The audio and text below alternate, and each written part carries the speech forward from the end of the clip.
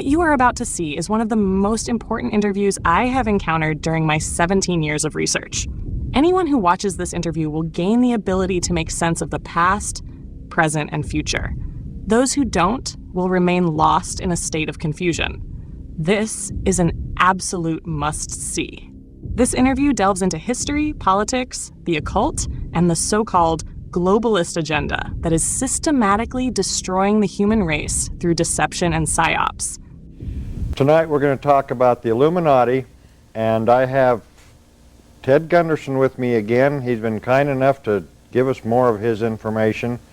For those of you who don't know, Ted spent 28 years with the FBI, is now retired and working in his own investigations, and boy, what he's uncovered, and everything that Ted presents comes straight from documents. So, Ted, welcome to the show. The Illuminati is the title of the show. I have gone through your book, and I hear this organization tossed around. After reading your book, who the hell are these people? Well, the Illuminati, I wasn't aware that it existed until after I retired from the FBI. I retired from the FBI in 1979, and Attorney General Griffin Bell asked me to coordinate security for the Pan American Games, and I went to San Juan, Puerto Rico in the summer of '79. Came back and opened my own international security consulting and investigative organization in Westwood, Los Angeles, California. And my first major investigation was the Jeffrey R. MacDonald case. And he's a former Green Beret doctor who was convicted of murdering his wife and 2 children at Fort Bragg in 1970, February 17, 1970. And he was sentenced, had been sentenced the previous August to August 79 to 3 consecutive life sentences. And some of his doctor friends asked me to investigate it, and I said, sure, I'll investigate it. So I began my investigation, and within, long story short, I developed something like 19 new witnesses. And within 10 months, as a matter of fact, on October 25, 1980, I obtained a signed confession from Helena Stokely, the girl in the white hat, floppy white hat, in the story. There's been a best-selling book, Fatal Vision, and a best-selling movie, Fatal Vision. And anyway, her name was Helena Stokely, and Helena Stokely told me that Dr. MacDonald did not murder his wife and 2 children at Fort Bragg in February 1970, that they were murdered by her satanic cult group. And I said, yes, Helena, tell me more. Yeah. And so Helena commenced to tell me about how she was initiated into the satanic cult that night. She was a witch, and part of the initiation is to murder, in that instance, to murder the wife and the 2 children, 2.5 and 5.5, darling children. And so I went public with the information. Well, first of all, before I went public, I submitted a 1,200-page, between 11 and 1,200-page report to the FBI and to the U.S. Department of Justice, Solicitor General's office. And I wrote a personal letter to Judge William Webster, director of the FBI, and I said, and we were friends, Judge Webster and I, because I'd worked for him. I was in charge of most of Southern California, had over 700 personnel under my command, so I knew him, very well. Right. And I wrote to Judge Webster and I said, Judge, I think this man's innocent, and here's my report. Dr. MacDonald has run out of money, and I think that the FBI needs to look at this and continue my investigation. And I set forth 5 or 6 pages of leads that really needed to be covered to resolve it, bring it to a logical conclusion. And then what happened to me was shocking. All of a sudden, I hear from my various sources around the country that I'm a disgruntled ex-employee, that I'm a homosexual, that I'm suffering from mental problems. And what I'm saying to you is it's called a disinformation program. Right. So rather than take my report, my 1,200 page report, continuing the investigation, considering this man is innocent, they attack me. The government attacks me because they have to destroy my credibility. And in order to destroy my credibility, they have to come out with these wild allegations. Right. And it's very active, it's very prevalent and very effective in the intelligence community. And it's called a disinformation program. Anyway, long story short, Helena said that she was a member of a satanic cult.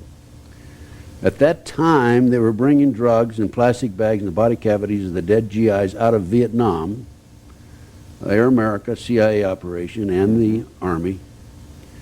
And they were landing in various bases around the country. And then they would take the drugs out and distribute them. Helena Stokely's satanic cult group were distributing the drugs on the East Coast. They went in and murdered the family without the approval or the knowledge of higher-ups in the drug operation.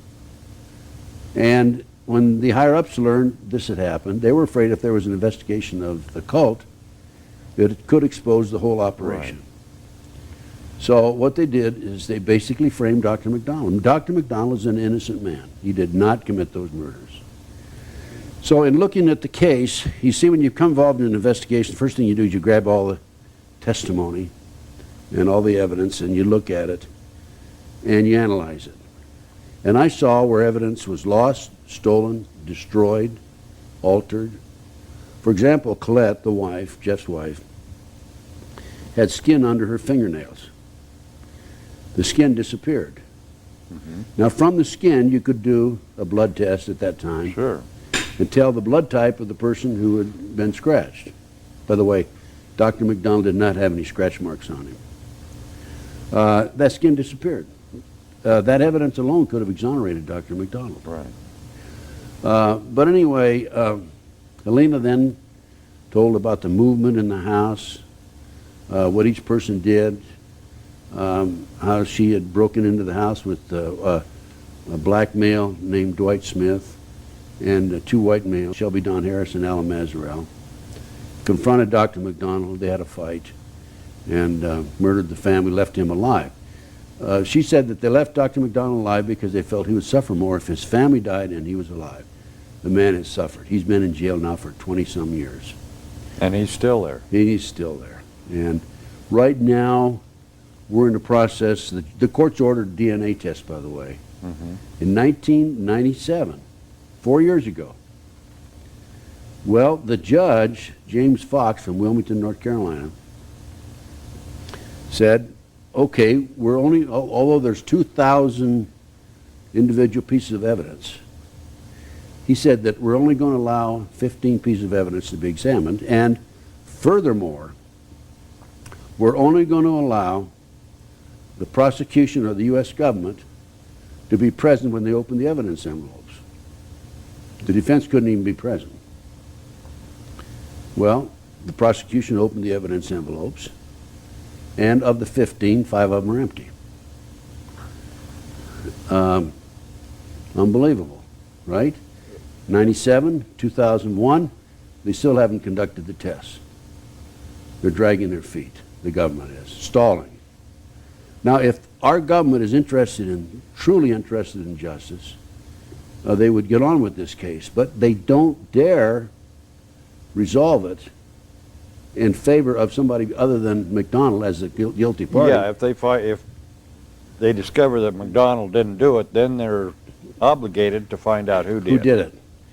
And here I'm sitting here with a confession from the girl. And all the documentation, the evidence and everything, but yet it's ignored. That's right. You know, I wish this was a new story that I'd heard, but I see this in so many cases at all levels. That's right. All levels of government. These cover-ups, all these things that it's always doing. So he's still locked up. You have the evidence, and nobody will do anything. They refuse. They refuse. Helena told me that there were generals involved in the operation, the drug operation, There were 2 attorneys in Fayetteville, North Carolina. There were police officers, and there were Army personnel involved in it Yeah. that she personally has knowledge of. Well, and this is a satanic cult. This is a satanic cult. Now, the reason I gave that story is because I want to explain how I became involved in these issues. In 28 years in the FBI, you'd never come across anything like that. I had never come across anything like that. I never heard the word Illuminati. If I'd heard it, I didn't pay any attention to it, which is true of the average person Well, yeah. walking the street. Right. But let me tell you, folks, tonight you are going to learn about the Illuminati, because I learned about it after I became involved in the Jeffrey McDonald case. Yeah. The natural thing to do is to say, well, why? And what's happening here? Well, I went on national TV and national radio talk shows, and I exposed this whole operation out of Southeast Asia, the drugs. And by the way, this is documented, the drug operation, in a magazine, a Time magazine, January 1, 1973. So I'm not talking off the top of my head. Yeah. But people came out of the woodwork from all over the United States, West Coast, East Coast, Middle West, Southwest, and started telling me the same basic story about the satanic cult movement in this country. The satanic cult movement dovetails and is tied into the Illuminati, that is tied into the U.S. intelligence community, that is tied into the illegal drug activity in this country, that is tied into the MK Ultra mind control program, which is a CIA program that began after World War II, code word Operation Paperclip. And in researching it, in other words, here, I'm saying, why? I don't understand. Where is the conspiracy? And let's prove the conspiracy, because I'm skeptical too. I'm a law enforcement officer for 28 years. Right. And we are we're bred to be suspicious and to be curious. But even, and you mentioned Air America. When I was in Vietnam, I had work orders a number of times that I would go down and work on Air America airplanes. And I never had a clue. I mean, Air America sounds like a pretty nifty outfit. And I never had a clue what these airplanes were all about. And then in my debriefing, which I can't tell you about, they told me that I couldn't tell you about Air America even existing. I think I just did that, didn't I? Oh, well. You're in trouble. Anyway. No, listen to me. Let me tell you, Dennis. There's been so much publicity about Air America that you're okay. Yeah, but Air America, there it was. No, I'm not going to tell you that. I know people that have pictures of the airplanes. That Air America, there it is. And at that time, I mean, I was gung-ho military. I was taking care of the country. And the Illuminati, I thought, was a brand of light bulbs. I mean, that's how far it went at that time. Now, after doing study, and the reason we're doing this, people, is for your information. We know this stuff, and we believe it, and we're just going to tell you what we found out. Do with it what you want. But the Illuminati has been documented, just like Air America, clear back, way back, to the days of the origination of the Constitution. That's right. Now, you're aware, of course, I don't know if your audience is aware, but Air America, there was so much publicity on Air America, even a movie came out of Hollywood on it, that they dropped the name, and now it was known as Evergreen Airline, Right. and so forth. Yeah. Now, one of the airlines is Janet Airline, Right. which hauls the CIA employees out of Las Vegas every day up to Area 51 and back in the afternoon. They land about 2:30. Wait a minute, I read an article that said there is no Area 51. So where does Janet Airlines land? Well, I'm sorry, but there is an Area 51 because I was just there a couple of weeks ago. Yeah, that's right, I saw you there. And I gave a lecture there. No, it is amazing, and I know, I watched Janet Airlines take off. And I watched them when they were black. A black 737 and no numbers. Can you believe that? Really. Now they're white with a red stripe, so they Right. They Well, prettied them up a little bit. they've run them up. Yeah. They've upgraded them. Upgraded. Yeah, right. Anyway, back to this light bulb company. The Illuminati. The Illuminati. They started way back. What's their plan? Well, before I go into that, let me mention that I have put my own report together. You might want to hold it up, Dennis, on the Illuminati. No, this is my copy of your report. This is your copy. Yeah, if you want one, you have to get it from him. But this report takes the goals of the Illuminati and then comes right in behind the goals and documents what's happening today, how the goals are being implemented and activated. Have you got the goals? Yes, I've got the goals right here. All right. And this is a book. This is my Bible when it comes to the Illuminati. It's called Pawns in the Game, and it's by William Guy Carr. William Guy Carr was a Canadian author, commander in the retired in the Canadian Navy, and he couldn't understand why we had so much war and so medieval things taking place in the world. So he, like me, did his own research and found out really why. Mm-hmm. And in his book, it's a fabulous book, and this is available through me, by the way, in my research. I was going to say, it looks like it's got some age on it. Oh, it's an old timer. Yeah, I've used this quite extensively, but there are new copies that are available. Anyway, why don't I just go through these goals? How many goals are there? There's 25 goals. And I'll go through them just as fast as I can. I'm going to read from the book portions of it so that we don't lose the real significance of it. Okay? Number one, first of all, a fellow named Adam Weishaupt was commissioned by Mayer Rothschild in 1773 to come up with a plan to take over the world.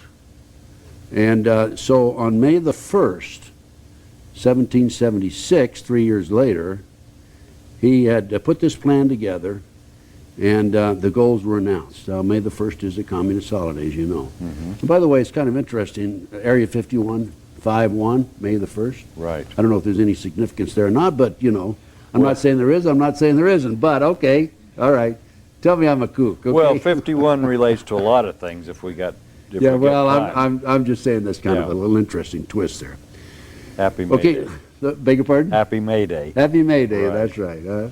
Okay, number one, the speaker in this meeting with the Rothschild and other leading industrialists, bankers, businessmen in Germany, he was from Germany, Weishaupt said that he unfolded the plot by saying that because the majority of men were inclined to evil rather than good, the best results in governing them could be obtained by using violence and terrorism and not by academic discussions.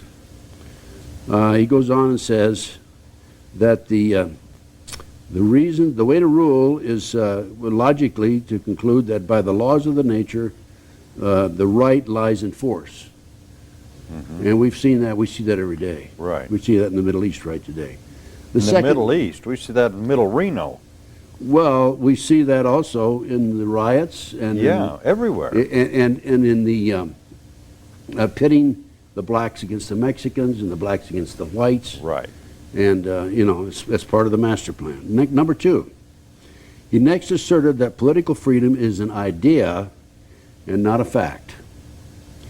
He stated that in order to usurp political power, all that was necessary was to preach liberalism so that the electorate, for the sake of an idea, would yield some of their power and prerogatives which the plotters could then gather together into their own hands. Liberalism is very active in this country today. That's right. Number three, the speaker asserted that the power of gold had usurped the power of liberal rulers even then, and of course this started in 1773, it was announced in 1776. He reminded his audience that there had been a time when faith had ruled, but stated that once that freedom had been substituted for faith, the people did not know how to use it in moderation. He argued that because of this fact, it was logical to assume that they could use the idea of freedom to bring about class wars. He pointed out that it was immaterial to the success of his plan whether the established governments were destroyed by internal or external foes, because the victor had of necessity to seek the aid of capital, which, quote, is entirely in our hands. Number 4, he argued that the use of any and all means to reach their final goal was justified on the grounds that the ruler who governed by the moral code was not a skilled politician because he left himself vulnerable and in an unstable position on his throne. He said, those who wish to rule must have recourse to cunning and to make believe because great national qualities like frankness and honesty are vices in politics. Number 5, he asserted, our right lies in force. The word right is an abstract thought and proves nothing.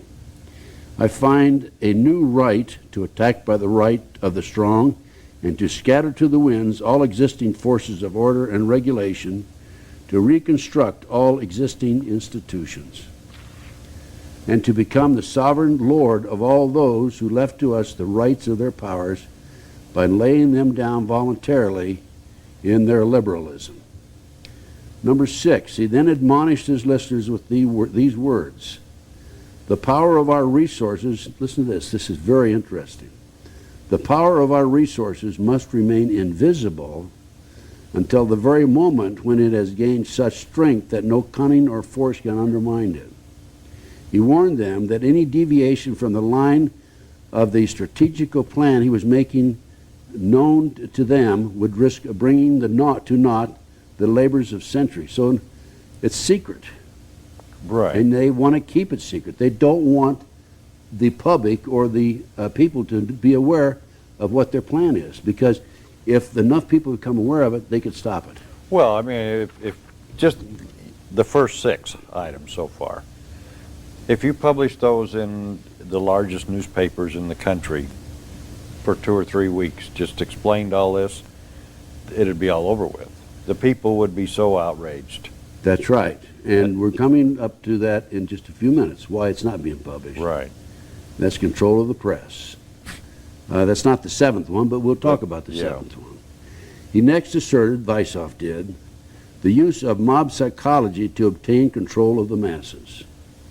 He reasoned that the might of the mob is blind, senseless, and unreasoning, and ever at the mercy of suggestion from any side. He stated only a despotic ruler can rule the mob effectively, because without absolute despotism, there can be no existence for civilization, which was carried out not by the masses, but by their guide, whosoever that person might be. He warned that the moment the mob seizes freedom in its hand, it quickly turns to anarchy. Number 8, he next advocated the use, this is a good one, of alcohol, liquor, drugs, moral corruption, and all forms of vice to be used systematically by their agenteurs to corrupt the morals of the youth of the nation.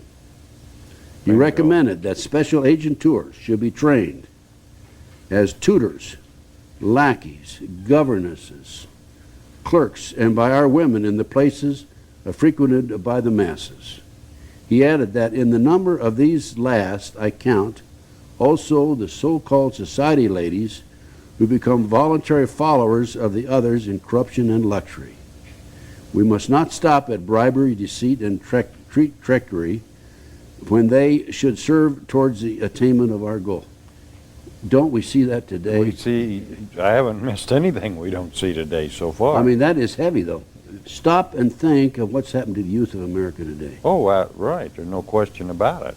The drugs, the dress in the satanic symbols, the emblems that they use, sex. Look at television. Absolutely. The greatest media in the history of the world, and it's being used to influence our youth by and also us, of course, through subliminal messages. Okay, number 9, turning to politics, he claimed that they had the right to seize property by any means and without hesitation, if by doing so they secure submission and sovereignty. He pronounced, quote, our state, marching along the path of peaceful conquest, has the right to replace the horrors of war by less noticeable and more satisfactory sentences of death necessary to maintain the terror which tends to produce blind submission.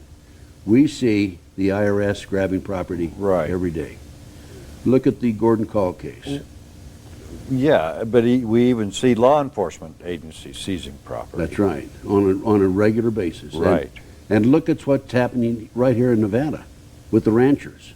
Oh, we got, the federal government has basically seized 87% of the Of the state of of the Nevada. state of Nevada. Sure. And they've taken the large ranchers and put them out of, they're trying to put them out of business. They're fighting it. They are putting them out of business. That's right. Number 10, dealing to the use of slogans, he said, in ancient times we were the first to put the words liberty, equality, and fraternity into the mouths of the masses. Words repeated to this day by stupid poll parrots, words which the would-be wise men of the masses could make nothing of in their abstractness and did not note the contradiction of their meaning and interrelation. He claimed the words brought under their direction and control legions who bore our banners with enthusiasm. He reasoned that there is no reason in nature, no place in nature for equality, liberty, or fraternity. He said, on the ruins of the natural and genealogical aristocracy of the masses, we have set up the aristocracy of money. The qualifications of this aristocracy is wealth, which is dependent upon us. Now, in our show recently, we talked about the Federal Reserve. Right. The Federal Reserve is a private corporation. It's not part of the government. It tells us everything about what we can do about money, raise the interest, lower the interest. Well, it totally controls money, inflation, and people. And don't you, I find it amusing, I don't enjoy it, I find it amusing. The gas prices have been astronomically high lately, and all Greenspan now has come out and said the gas prices are going to drop. I think they dropped them because the masses of the people were up in arms over this. Well, I hope that's what it was, and I hope there was an actual reaction to the will of the people, because we don't see that very often. Well, I suspect that. Yeah. I don't know. But gas prices are dropping. They have dropped some, yes. And it shows you that they do have the control to do this. Oh, absolutely. I mean, first of all, Greenspan's head of the Federal Reserve System. What's he talking about gas prices for in the first place? I mean, this is, if people would say, you know, what is this? None of that, well, of course, we have the IRS. IRS is a private corporation. Yeah. IRS is not part of the Treasury Department. Well, it's basically the collection arm for the Federal Reserve. That's right. They scoop up, if there's too much money out there, the IRS goes out, scoops it up, and puts it back in the hopper, and then they loan it back to our senators, and they give it, 10 times. 10 times, right. On the dollar. Right. And then they charge it to the good faith and promise of the citizens of the United States. Dennis, do you think it's possible that you and I can maybe buy some stock in the IRS or the Federal Reserve? Since they're private corporations, I guess we can. Let's call. You have to have somebody. You have to know somebody on the inside. Let's call a broker tomorrow. Okay. Let's find out. Okay. Yeah. Sounds good. Okay, number 11. This is interesting. Number 11 is very fascinating. This is Adam Weishaupt at the meeting, May 1st, 1770. He next expounded on theories regarding war. In 1773, he set down a principle which the governments of Britain and the United States publicly announced in their joint policy in 1939. So, 200 years later, he set down the policy of the British and the American government. He said it should be the policy of those present to foment wars, but to direct peace conferences so that neither of the combatants obtain territorial gains. He said the wars should be directed so that the nations engaged on both sides would be placed further in their debt and in the power of our agenteurs. Look at Yalta, right? Yeah. We, the United States, won World War II. Right. We have a meeting at Yalta with Stalin, and the British, of course, are there. Mm-hmm. And what do? We give away half the world to the communists. Right. Okay, if that isn't a perfect example, So to back up a little bit, did we win? no, Right. we did not win.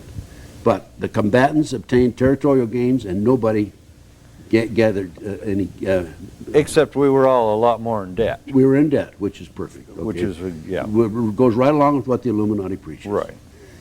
Number 12, Weizsäcker said, in that case, he next dealt with administration.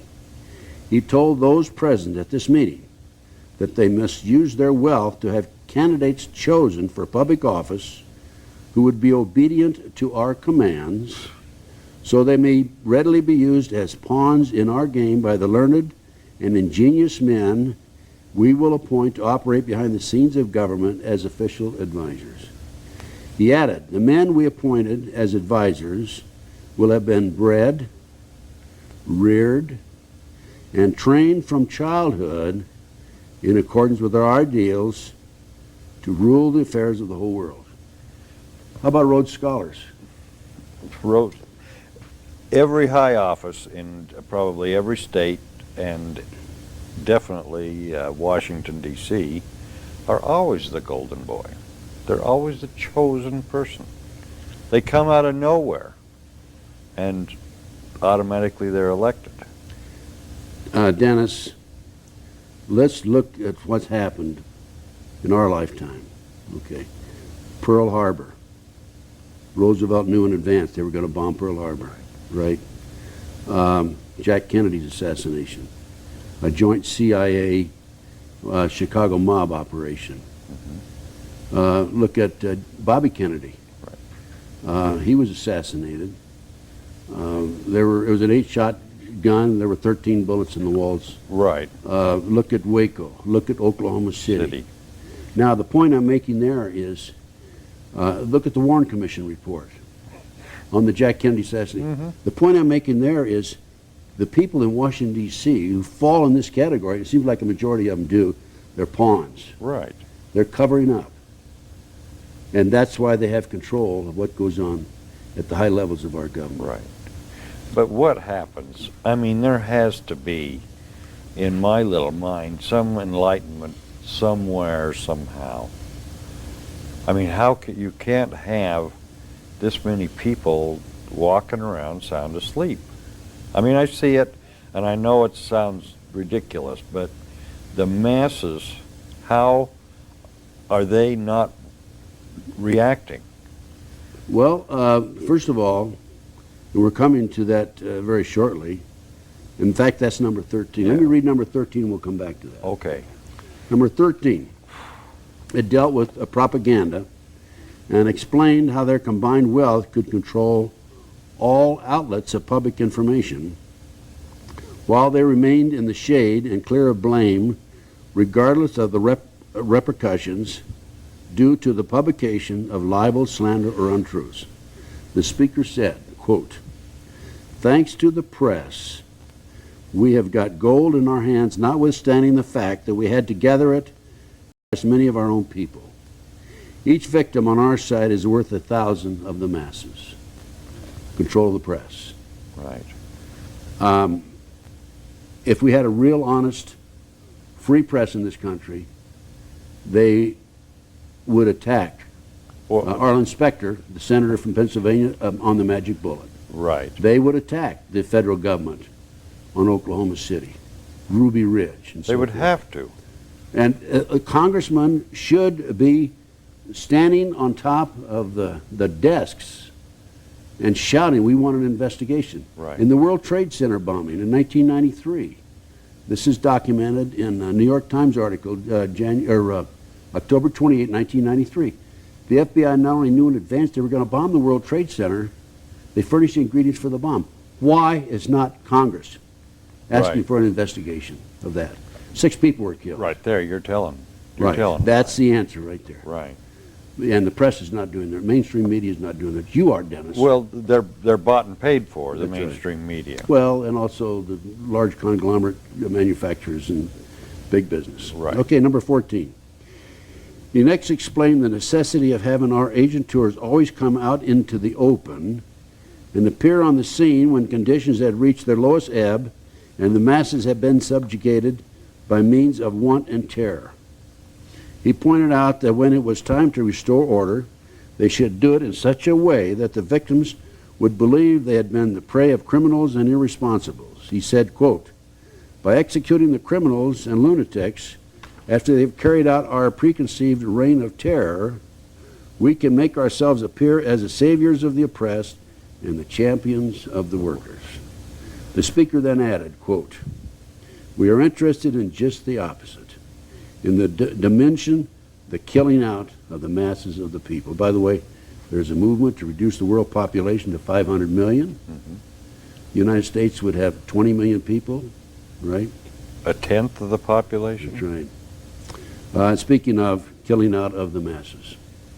Number 15, he next explained how industrial depressions and financial panics could be brought about and used to serve their purpose, saying, quote, "Enforced unemployment and hunger imposed on the masses because of the power we have to create shortages of food will create the right of capital to rule more surely than it was given to the real aristocracy and by the legal authority of kings."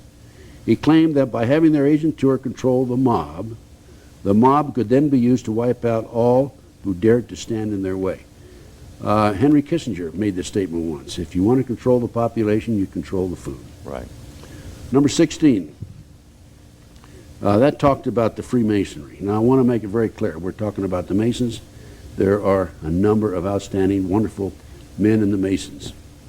Yeah. Okay, just like there are good people in the FBI and good people in the CIA. But based on There my are research, good people in the CIA? beg your pardon? There are good people in the There CIA? absolutely are. Okay. I know there are. As a matter of fact, there is an internal struggle going on in the CIA, I understand, through my sources. And it's between a group known as the Graybeards, the old-timers, and the second group are called the Snotty-Nosed Bush Kids. Okay? Self-explanatory. Self-explanatory. The Snotty-Nosed Bush Kids are in control right today, I Yeah. understand. Yeah, I do know, and I want to emphasize that there are real good people in the FBI. I know some of them. There are great people in the sheriff's department. There's great people in the local police departments. But for all those great people that are going down the street, there's one but stands over here. Well, and makes it bad for all of them. that's right. Now, this isn't the case. The CIA has not a real good name. I mean, I don't know where this is coming from, but they get blamed for everything. Now, lawyers, there's a whole other thing. I mean, it isn't one that's over here. It's, what was it they say, 99% of the lawyers give the other 1% a bad name. And that's the way I see it. That's true. The lawyers are totally out of control, and the judges, and running this. That's right. That's right. I mean, this is who you're talking about. This is the story. Does he mention the Bar Association in there? No, Not by name, no, but but- they're part of the agent tours behind the scene. Right. Jeez. Okay, now he talks about the Freemasons, and what's happened, the Illuminati has infiltrated the Freemasons. And they've established secret societies within a secret society. Now I want to make it very clear, the Freemasons are not the only victims of this infiltration, because the Illuminati has infiltrated virtually every level of society. Right. I know of law enforcement officers, judges, prosecutors, businessmen, attorneys, doctors. Doctors, yeah.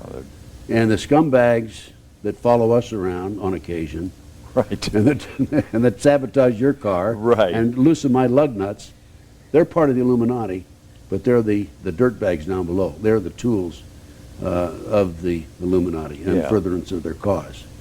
But, so the Freemasons are not the only group that's been infiltrated. The churches have been infiltrated. Right.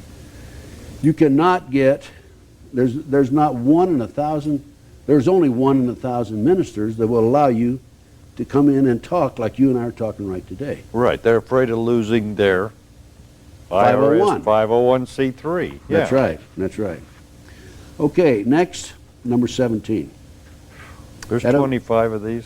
Yeah, is that too much? Oh, no, I can handle it. Do you want me to keep going? I can keep going. I can handle it. Okay. Yeah, we have, yes, we have a few more to go. 8 more to go. He expounded the value of systematic deceptions, pointing out that their agent tour should be trained in the use of high-sounding phrases and the use of popular slogans.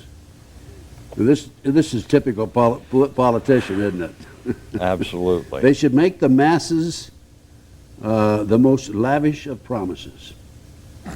He observed, quote, "The opposite of what has been promised can always be done afterwards. That is of no consequence," end quote. He reasoned that by using such words as freedom and liberty, the masses could be stirred up to such a pitch of patriotic fervor that they could be made to fight even against the laws of God and nature. He added, quote, "And for this reason, after we obtain control of the very name of God, we will be erased from the lexicon of life." Well, there you have it. Lavish words. Right. Remember George Bush? Read my lips. Right. Yeah. I will not raise taxes. Right. Until I get in. And he was elected, he raised Yeah, taxes. but he Okay. wouldn't repeat the last part of it. And how many promises did Clinton make? And how many promises have the other politicians make? You know, of the 535 congressmen and senators in Washington, D.C., I doubt if we have 25 or 30 that are real, true Americans. That's a sad commentary. It's very sad, and it's even sadder that I have to agree with you. Number 18, he then detailed the plans for Revolutionary War, the art of street fighting, and outlined the pattern for the reign of terror, which he insisted must accompany every revolutionary effort, quote, because it is the most economical way to bring the population to speedy subjection. Number 19, diplomacy was next discussed. After all wars, secret diplomacy must be insisted upon, quote, in order that our agent tours, these are the men behind the scenes, masquerading as political and financial and economic advisors, can carry out our mandates without fear of exposing who are the secret power behind in national and international affairs. The speaker then told those present that by secret diplomacy, they must obtain such control, quote, that the nations cannot come to even an inconsiderable private agreement without our secret agents having a hand in it. After World War II, we had Alger Hiss, right? Right. And he was #1 advisor to President Roosevelt. He went to Yalta and was instrumental in dividing up the world and giving half of it to the communists. Right. He was identified as a communist agent. Exactly. I mean, he was professed to be one. And what happened? Denied it. However, when communism was defeated in Russia, the records were there. He was, in fact, a communist agent. Right. By the way, I have another theory on communism, the downfall of communism under the Reagan administration. Why don't we talk about that if we have time when I get through with these 25 topics. Okay, number 20. The ultimate world government was the ultimate control of the world, and taking over the world was the goal. It's number 20. To reach this goal, the speaker told them, quote, it would be necessary to establish huge monopolies, reservoirs of such colossal riches that even the largest fortunes of the masses will depend on us to such an extent that they will go to the bottom together with the credit of our government on the day after the great political smash. The speaker then added, quote, you gentlemen here present who are economists just strike an estimate of the significance of this combination. Number 21, economic war. Plans to rob the masses of their landed properties and industries were then discussed. A combination of high taxes and unfair competition was advocated to bring about the economic ruin of the masses as far as their national financial interests and investments were concerned. In the international field, he felt that they could be encouraged to price themselves out of the markets. This could be achieved by the careful control of raw materials, organized agitation among the workers for shorter hours and higher pay, and by subsidizing competitors. The speaker warned his co-conspirators that they must arrange matters and control conditions so that the, quote, increased wages obtained by the workers will not benefit them in any way. Right. So we have the workers making more money, prices going up. Yep, exactly. Increase in prices, okay? And we also have control, without any doubt, of the economy by the federal government. Oh, no question. And we have the higher taxes. Now, I think, George Bush recently lowered taxes. The Congress did too, by the way. Again, I think that's a ploy. I think it's a matter of time before they'll raise them back up. Because people, I really think we're making progress, Dennis. I think the people are starting to catch on. Well, because I of- feel like they are. Huh? Yeah. I feel like they are. And I think that's the reason for Greenspan coming out and saying, oh, we're going to lower the gas prices, and also for the increase in, or decrease in taxes. Number 22, armaments. It was suggested that the building up of armaments for the purpose of making the mass destroy each other should be launched on such a colossal scale that in the final analysis, quote, there will only be the masses of the left in the world with a few millionaires devoted to our cause, and police and soldiers sufficient to protect our interests. We have, I think you had a whole show on the local sheriff's office. Well, the police have flip-flopped now. Instead of protecting the rights of the citizens, they're protecting the corporations from the citizens. I mean, it's unbelievable. Well, it's no longer government of the people, by the people, for the people. It's a government for the government. Government against the people. And against the people. Right. I think we should emphasize, Dennis, that you and I are not anti-government. Not at all. We are anti-corruptionists. Right. Okay, number 23, the New World Order. Members of the one world government would be appointed by the dictator. This is once they've taken over. He would pick men from among the scientists, the economists, the financiers, the industrialists, and from the millionaires because, quote, in substance, everything will be settled by the question of figures, end quote. Number 24, the importance of youth. The importance of capturing the interest of youth was emphasized with the admonition that, quote, our agents should infiltrate into all classes and levels of society and government for the purpose of fooling, bemusing, and corrupting the younger members of society by teaching them theories and principles we know to be false. 25, the last goal that was announced on that date. National and international laws should not be changed, but should be used as they are to destroy the civilization of the masses, quote, merely by twisting them into contradiction of the interruption of which first masks the law and afterwards hides it altogether. Interpretation is the word, by the way. Interpretation which first masks the law and afterwards hides it altogether. Our ultimate aim is to substitute arbitration for law, end quote. The speaker then told the listeners, you may think that the masses will rise upon us with arms, but in the West, we have against this possibility an organization of such appalling terror that the very stoutest hearts, the underground, the metropolis, the subterranean quarters, these will be established in the capitals and cities of all countries before that danger threatens. I happen to know that there are underground cities in America, Right. in Europe, underground city from a good source in Kansas City, and also in Denver, Colorado. There's your Pawns in the Game. This book is fabulous. When was that published? That was published in 1956, I think it was.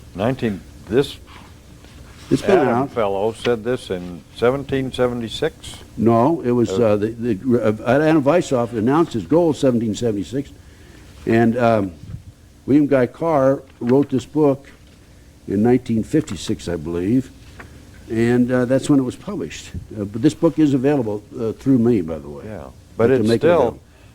I mean, this He guy. died in 1959. Yeah, this guy is talking like that proposed all this stuff. he's talking like this is the Clinton administration. I mean, it's everything is there. But my point is, he said all this back in the late 1700s. It's May the 1st, 1776, when this was announced. This book is well used, Yeah. as you can see. I made a lot of notes from it. I've lectured from it. I have charts that I've taken from this book, and this is it. So, what are we going to do, Ted? Well, we keep doing what you're doing. And you? Go public with it. Educate America. Wake up America. I had as I mentioned several times, I had my own radio talk show, and my battle cry was, wake up America, wake up America. Every break, I would say, wake up America. You know, I was going to, by the way, after the Oklahoma City bombing, Brian Gumbel had Jim Nichols on his show, the brother of Terry Nichols. Right.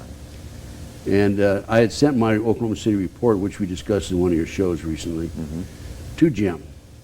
And he asked Brian, he says, have you seen Ted Gunderson's report? And Brian says, oh, no reason to look at that. He's just a conspiracy theorist. So, that's what we're thought of by the mainstream media. What's the matter with the mainstream media that they can't take a look at this and see that they're being used? Right. I've talked to reporters on this at the street level, and I've given them information on stories and cases and so forth. Yeah. I worked a number of high-profile cases since I retired, the Jeffrey McDonald case and the McMartin case, and worked with F. Lee Bailey on some cases also. And I've given these reporters information, and then nothing came of it. Nothing happens. And I'd see them later, I'd say, what happened? Oh, my editor wouldn't let me print that. Right. So But- they're controlled by, and if you go back, I have this, by the way, also in that book that you have right there, the Illuminati book. Illuminati, yeah, right. I have a copy of the newspaper article, February 9, 1917, of the Congressional Record, which I know you have it too. Right. That Right. the J.P. Morgan interests bought up 25 of America's leading newspapers Right. and inserted their own editors in order to control the press. This occurred in 1950. This, by the way, is on 2947 and 2948 of the Congressional Record. Right. And you've got that in here, too. I've got that in there. Okay. Yeah, we popped that right up on the TV screen. And Right. everybody was like, I mean, their chins were hitting their chest. And There you go. That was 85 years ago. right. So are you going to tell me that William Guy Carr doesn't know what he's talking about when he says control the press? Are you going to tell me that I don't know what I'm talking about, or you don't know what you're talking about? Well, Well, you had the same document. You just said exactly what the saying in there, control the thoughts, control the press. When you come out and say something to somebody and they dismiss it because you're a conspiracy theorist, or they dismiss it because you're a white guy, or they dismiss it because you limp, whatever the media has decided is not good is exactly what the masses are going to do. They're not going to read that because it's already programmed in that you're a bad person that it came from. You offered this information, so therefore you are a conspiracy theorist. That's bad. You talk to a guy who knew a lady whose best friend's dog knew somebody that was in the militia. You're bad. That's what the media does. And that's, you know, I've heard that so many times. Well, why should I believe that? Because you are this. You're a kook. You're a kook. You're a patriot. You're a militia member. Yeah, exactly. It just proves that that's the truth. Because that's what you just said. When you read that, that's what he said. Mess them up until whatever, Make confusion. make confusion. Mass confusion. Absolutely. Yeah, right. And using words such as liberty and justice for all, using phrases such as that and turning them negative is amazing. The only thing I've done so far that's been really successful is I dropped Patriot and all those things, and I signed my name, Dennis Grover, comma, American. And so far, they haven't demonized it. They can't demonize that. Yeah, They so really can't. they still don't like me much, but that's what I am. That's what you are. And these people, you know, William Jefferson, I can't say that word, Clinton, got up and said he was an American. And it was the toughest time I ever had keeping my lunch down. They're making a lot of signals at us. They give us this, you know, and I never know if that means wind it up or there's black helicopters coming in. Anyway, Ted. Well, let's quit right on 60 seconds, or 60 minutes. Quit it right on, yeah, we've got to get out of here. Thank you. Thank you. All right. Not just for being here, but for being you. Thank you, sir. And you too. It's been a pleasure. My pleasure. All right.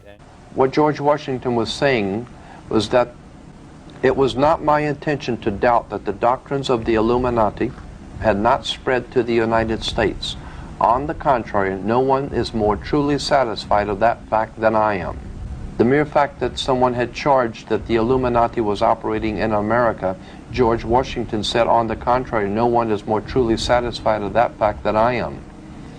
And then he proceeded to say that he did not believe that all Freemasons were involved in this plot, but that the founders of the Democratic Society in America, or the Democratic Party, as we call it today, in America, had the object in mind of the Illuminati's projects, and had actually, the Democratic Party, George Washington said, actually had the separation of the people from their government in view. It is too evident to be questioned. You had better wake up and understand that there are people who are guiding your life and you don't even know it. I have no idea what I'm doing, but I know I'm doing it really, really well.